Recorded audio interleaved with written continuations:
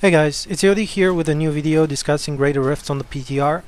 Some of the information is probably known by most by now, however there might be a few things in here that you might not know or simply be helpful. So let's start.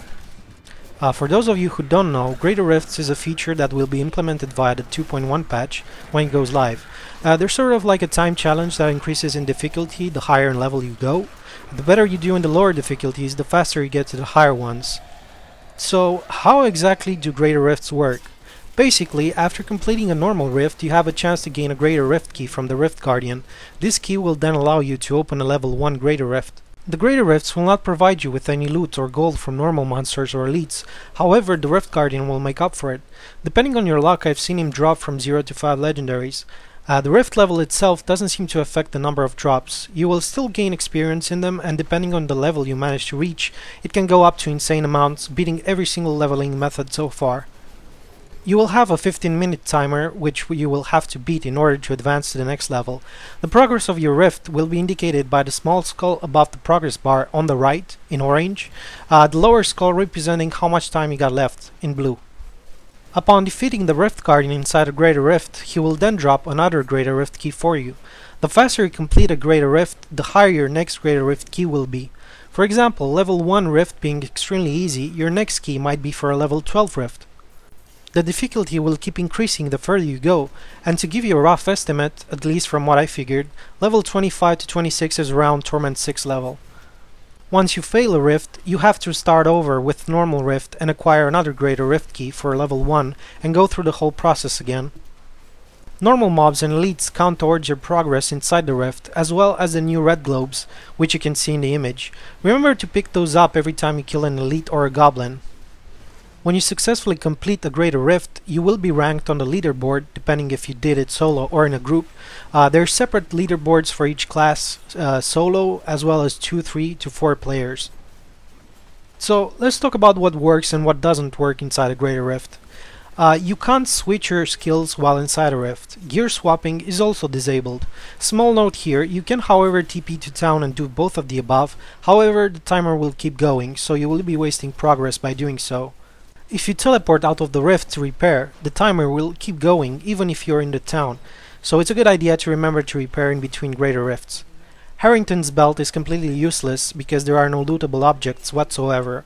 Well, to be fair, I've seen one chest in like 20 rifts and 2-3 bookcases, but besides that, yeah, there's like no point using it. When you die, you can only resurrect at the last checkpoint. Good things to remember while doing a greater rift, which are also tied to the things I mentioned before. Repair between every rift. On higher levels you will die, and you don't want to waste any time having to go to town to do it. The larger the map you have inside your rift, the more careful you should be of not dying, because you'll have to run all the way back to where you died, wasting precious time. Do not waste time on 1 or 3 mobs on higher difficulties, because the progress that will count from them is minimal. Try to round up as many mobs as possible and kill them together with AoE. Some maps are extremely large and will have a lot of time running between mobs. Try to get a mobility skill to actually minimize the downtime between killing said mobs. Remember to pick up the red globes from elites and goblins since they count towards the progress of the rift. Try to predict where to go since some of the patterns inside the maps are familiar to the ones you've seen before, so you don't get stuck in dead ends. Some maps are unpredictable though with multiple paths, so that won't always be possible. Now let's talk a bit about the good and the bad about greater rifts. The good, they actually balance the mobs to give proper progress depending on their difficulty. What I mean is, take for example a pack of rats with low HP and not dangerous at all. They will barely count towards your rift, while Act 5 mobs with a lot of HP will give you way more progress after killing them. The bads, well, there's lots of randomness. Some maps, Pandemonium Fortress, the floating rocks from Act 5, Keeps, the Furnace, can be really annoying at times. Small corridors where you have to fight with no room to maneuver, as well as decreased density in some cases, having you run around more than actually killing mobs can be quite annoying. Also, a good chance in some maps to get in a dead end, in which case you'll be wasting time and most likely failing on higher levels, not due to your skill but simply because of bad luck. Density can be very random at times and quite frustrating if you run into a streak of bad luck. Hopefully they will figure out something out to make those maps more forgiving, let's say to have an equal footing and be less RNG and more based on individual skill. Either way, I personally find this quite exciting as a feature since it will bring some sort of competition that this franchise needed. Hope this was helpful for you, some of you guys, and don't forget to like or subscribe if so.